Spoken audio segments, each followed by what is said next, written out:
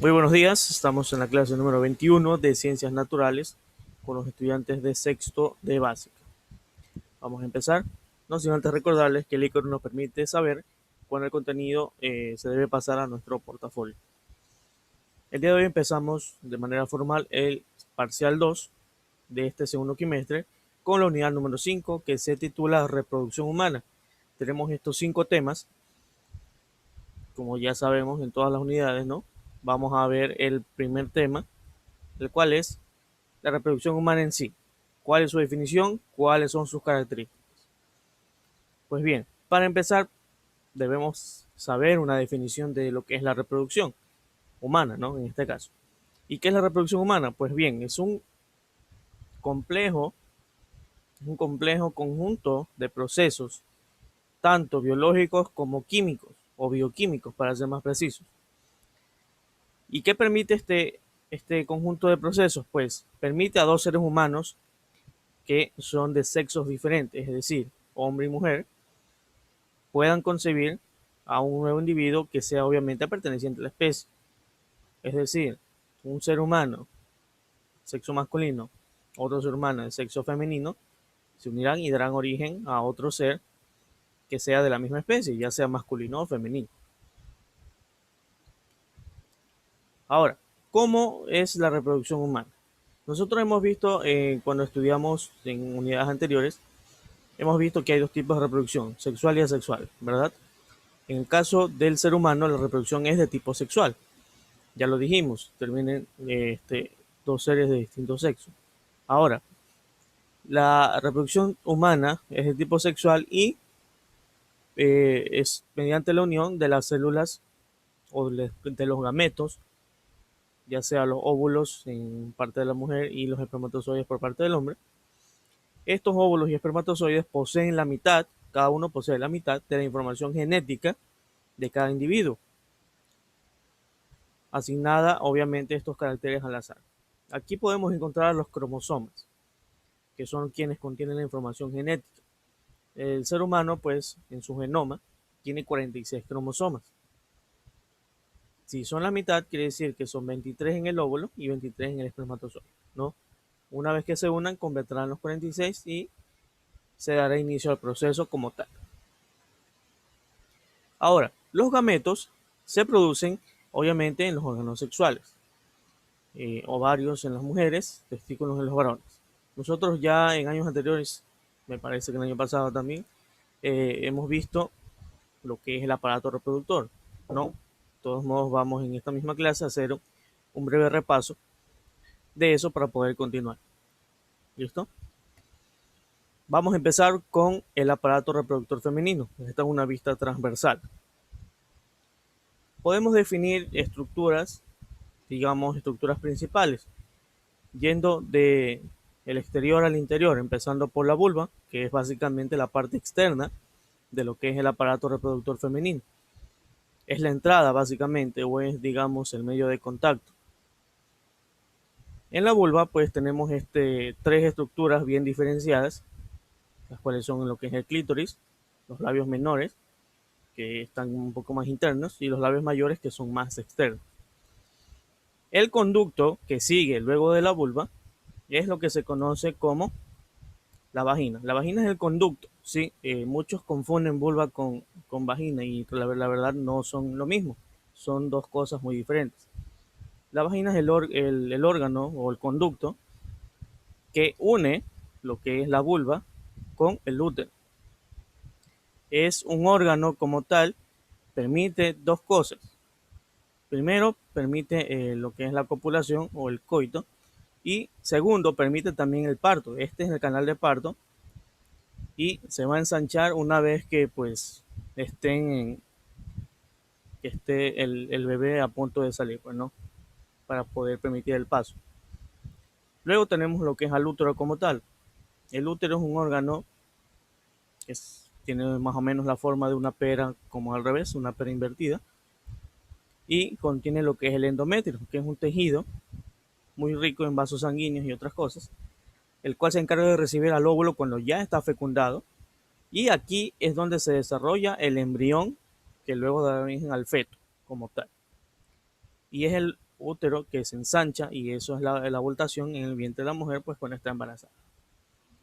Tenemos a las trompas de falopio, que son dos conductos que unen lo que son los ovarios con el útero y se encargan de conducir el óvulo liberado desde el ovario hacia el útero para que pueda seguir su proceso de división.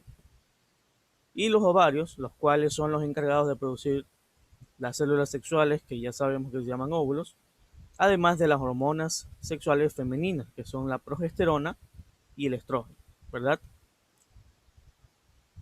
Ese es un breve repaso en lo que es el aparato reproductor. Ahora, hablando específicamente de la célula sexual femenina o el gameto femenino, que es el óvulo, que es, digamos, una célula grande, de tipo esférica e inmóvil. A partir de lo que es el periodo conocido como la pubertad en las mujeres, se inicia un periodo que dura alrededor, más o menos, en promedio, 28 días. Este proceso pues inicia con la liberación del óvulo, su recorrido por las trompas de falopio, llega hasta el útero y si no ha sido fecundado, pues el óvulo más el tejido, el endometrio como tal, que es el tejido interno del útero, que se ha preparado para recibir a un posible óvulo fecundado. Si no sucede, pues todo eso se expulsa y sale al exterior y es lo que se conoce como menstruación. A todo este proceso se le llama ciclo menstrual, como lo dice aquí. Obviamente esto sucede cuando no hay fecundación. Si hay fecundación, pues la menstruación se detiene para que el proceso de embarazo pues pueda continuar. Eso lo veremos un poquito más adelante. Bien, así como vimos el aparato reproductor femenino, ahora vamos al masculino. Vamos a hacer un repaso por estas partes. Lo mismo, empezando de afuera hacia adentro. Podemos nombrar a lo que es el escroto, que básicamente es la piel que recubre a las gónadas o los órganos sexuales masculinos, que a diferencia de la mujer que los tiene al interior, en el hombre están al exterior, protegidos por esta bolsa, otra vez les digo, de piel llamada escroto. Muy importante porque los mantiene a una temperatura adecuada. Normalmente va de 1 a 3 grados menos que la temperatura del cuerpo, es decir, los mantiene a una temperatura más fría, alrededor de 1 a 3 grados centígrados menos. ¿A quién mantiene? Pues obviamente a los testículos. Y los testículos son los encargados de producir las células sexuales masculinas, que son los espermatozoides, y también las hormonas masculinas, que son la testosterona y otros tipos de andrógenos. Sobre los testículos tenemos al epidídimo, que es una especie de, digamos, una especie de capa que está encima del testículo y que permite que los espermatozoides puedan madurar mientras son almacenados. Tenemos al conducto deferente, que se encarga de transportar los espermatozoides ya maduros hacia las otras glándulas accesorias que veremos más adelante. Siguiendo más adentro podemos ver el órgano copulador como tal, en este caso es el pene, que se encarga de depositar lo que es el semen, que es básicamente el medio acuoso donde viven las células sexuales masculinas, en el interior de la mujer para que pueda llegar a fecundar.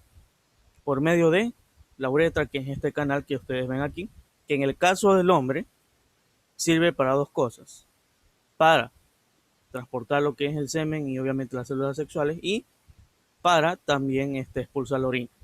Solamente en el hombre tiene esas dos funciones. En el caso de la mujer, la uretra no forma parte del aparato reproductor, simplemente es el aparato urinario.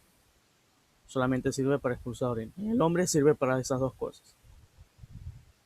Siguiendo más adentro tenemos a las glándulas accesorias, que son básicamente tres glándulas que se encargan de producir líquido seminal y otras sustancias que permiten a los espermatozoides poder transportarse y poder, digamos, sobrevivir.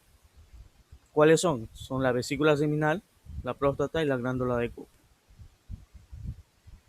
Ahora, hablemos como tal de la célula sexual masculina, que es el espermatozoide. Tiene más o menos esta forma y tiene la función también de formar un cigoto, que es básicamente la unión del espermatozoide con el óvulo, ¿no? Esto el cigoto va a dar lugar al embrión y luego al feto, pues y sigue el proceso de embarazo como tal. El espermatozoide es el encargado de dar el sexo del nuevo ser humano, porque el espermatozoide puede llevar el tipo de cromosoma sexual X o Y, y el óvulo solamente va a llevar siempre el cromosoma X. ¿A qué me refiero? Pues en genética se asignan estas letras a los cromosomas. ¿Y qué pasa si, por ejemplo, el espermatozoide tiene el cromosoma X? El óvulo siempre va a tener el cromosoma X, ¿sí? Pero ¿qué pasa si el espermatozoide tiene cromosoma X? Entonces se unen los dos tipos de cromosomas y dará lugar a una mujer o una niña. ¿Qué pasa si el espermatozoide no tiene un cromosoma X sino uno Y? Entonces dará lugar obviamente a un hombre, un varón. Como lo dije, el óvulo siempre tiene el cromosoma X, no va a cambiar. Por lo tanto, es el varón o la célula sexual masculina la encargada de asignarle el sexo al bebé cuando pues se produzca la fecundación, ¿sí? Aquí podemos ver las partes de un espermatozoide. Otra característica de esta célula es que es la más pequeña y pues el óvulo sería la más grande, especialmente cuando empieza ya su proceso de separación. Y también el espermatozoide es la, si no es la única, es al menos de las pocas, me parece que sí es la única, que posee esto, un flagelo. ¿Por qué? Porque le permite la movilidad. Esto le sirve para movilizarse.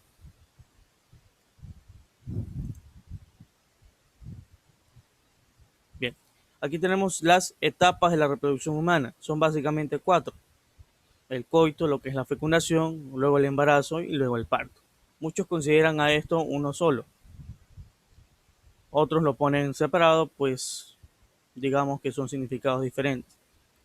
Porque puede haber coito sin fecundación e inclusive puede haber fecundación sin coito. Entonces, por eso se la separa de esa forma. Entonces vamos a ver qué es o qué significa o qué comprende cada una de estas etapas de la reproducción. Empezando por el coito. El coito no es nada más que la unión o el encuentro entre un hombre y una mujer para iniciar el proceso reproductivo, lo que se denomina pues una relación sexual.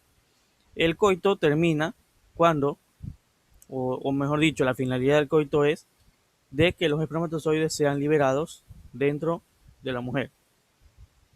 De eso se trata, ¿no? De que los espermatozoides sean liberados dentro de la mujer para que puedan continuar su camino y pasar a la siguiente etapa, que es la fecundación.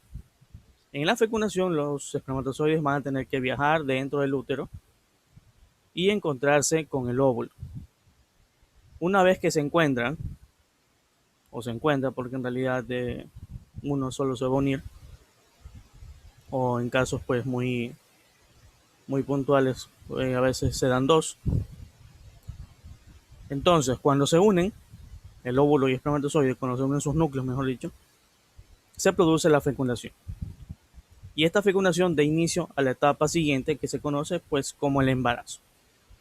Aquí en el embarazo ya el óvulo fecundado, que si ahora se llama cigoto, comienza a crecer y a multiplicarse y a dividirse. Comienza su camino, se implanta en el útero, luego, mediante diversos procesos de división, va a dar origen a un embrión, este embrión dará origen a un feto y este feto se va a desarrollar durante todo el proceso de embarazo. ¿Cuánto dura el proceso de embarazo? Pues dura 9 meses. En estos 9 meses se produce una serie de cambios en el cuerpo de la mujer porque este cuerpo se está preparando para poder dar a luz, o sea, el parto como tal, y también prepararse para los que viene después del parto, que es la lactancia. El proceso de reproducción finaliza como tal con el parto. ¿Qué es el parto? No es nada más que la expulsión o la salida del bebé, del feto, hacia el exterior. Ya se convierte en un recién nacido, ¿no? ¿Por dónde es? Ya lo dijimos, por el canal de parto, que en este caso es la vagina. Ahora, ¿qué sucede cuando muchas veces no se puede? Lo que se denomina este proceso se denomina parto natural. ¿Qué pasa cuando no sucede? Cuando no se puede por algún motivo. No sé, no hubo la dilatación suficiente o el bebé está en una posición incorrecta. o hay problemas de otro tipo. Se hace una cirugía que se denomina cesárea, la cual pues involucra un corte a la altura, digamos, debajo del ombligo, ¿no? Casi al inicio de la zona púbica, para poder retirar lo que es el bebé y que de esa forma pues pueda nacer sin ninguna complicación. Obviamente esto se da pues según la necesidad, ¿no? Bien, entonces la reproducción humana consta de estas cuatro etapas. En temas posteriores está la parte del embarazo, las etapas, eso lo vamos a ver después, por eso aquí no está, digamos, no está explicado a profundidad porque es parte de otro tema de esta misma unidad. Bien, para terminar vamos a ver este pequeño video que trata de las siguientes etapas, lo que es la ovulación, la fecundación y la anidación, que es básicamente cuando el óvulo fecundado se inserta o se anida dentro del útero. Vamos a verlo y luego de eso vamos al taller. Bien, luego de ese breve video vamos a comenzar con el taller, que es la actividad número 30. Consta de estas 8 preguntas, las cuales vamos a resolver en este momento en la pizarra. Muy bien, aquí tenemos ya desarrollado nuestro taller número 30. Por favor, estar atentos al número de los talleres. Y aquí ya están las 8 preguntas resueltas con la información que está dentro de la clase. Mientras ustedes terminan de pasar esto a sus portafolios, yo finalizo esta grabación y nos veremos en una nueva ocasión con el siguiente tema de la unidad.